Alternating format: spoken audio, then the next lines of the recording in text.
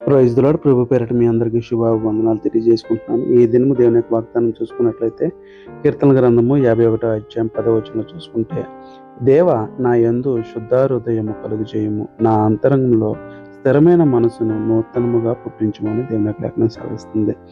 అయితే నా యందు శుద్ధ హృదయము కలుగు చేయము అంటే స్థిరమైనటువంటి మంచి పరిశుద్ధమైనటువంటి హృదయాన్ని నాకు దయచేయము అని, నాకు పుట్టించమని భక్తుడు అడుగుతున్నాడు.